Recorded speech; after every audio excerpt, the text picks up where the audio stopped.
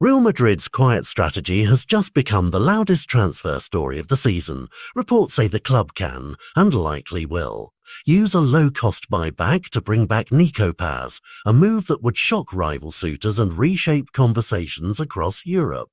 For fans who track academy success stories, this reads like destiny. Paz left Madrid to find minutes and maturity, exploded into life with Como in Serie A, and now the club that helped make him thinks they can reclaim him for a figure that for modern football looks like a bargain. But beneath the headline lies a drama of timing, leverage, and conflicting ambition. Como built a summer and a season around Paz's creativity. Tottenham and Inter watched him become a reliable match winner and tried to buy him. And Madrid, with its contractual safety net, stands ready to cut through the noise and exercise control. The result is a transfer standoff that combines emotion with cold commercial strategy, and that's what makes it so explosive.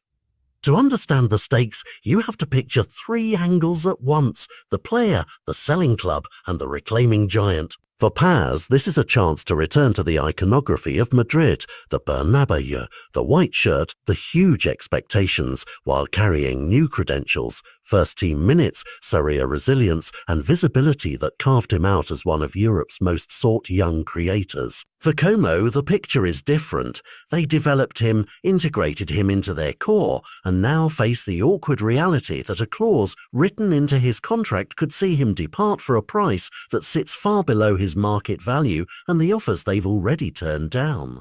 For rivals like Tottenham and Inter, the situation is agonizing. They can bid, they can build offers, but a contractual buyback held by Madrid gives the Spanish giants a priority route in and the power to frustrate competing negotiations.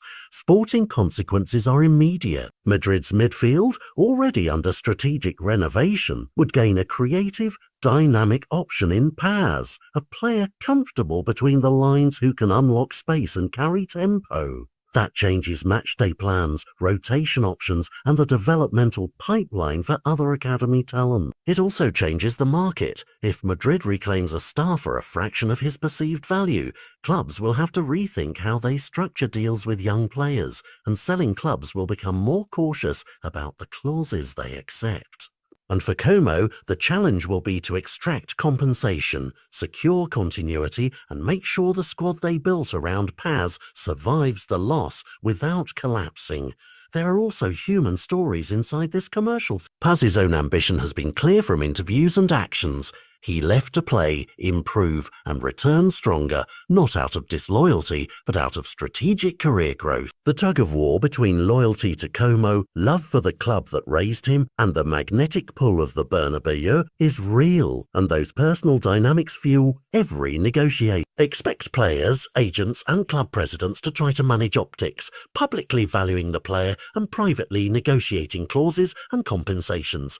Expect drama on social media, analysts dissecting every clip of Paz's season, and fans dividing into a keep him at Kmart or a bring him back now camps.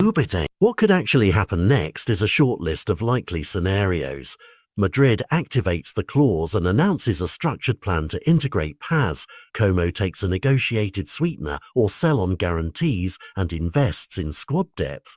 Or a last-minute blockbuster offer forces a rethink where Madrid opts to match or top it. Whichever path unfolds, the transfer will have ripple effects. It will influence how clubs design buybacks, how young talents weigh playing time against club prestige, and how market valuations adjust when buybacks can be wielded as strategic weapons. For viewers and fans, the takeaway is both simple and complicated.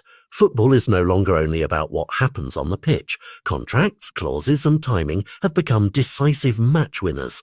A buyback that reads like a bargain on paper can create a market storm that changes trophies, tactics, and transfer headlines. In the case of Nico Paz, a player who chose minutes over immediate glory and then grew into a player elite clubs could not ignore. The story reads like a test case for modern football's power relationships. The Bernabeu may be preparing to welcome a familiar name home, but the narrative will be written by negotiations, by Como's resilience, by rival suitors' reaction, and ultimately by Paz's next season.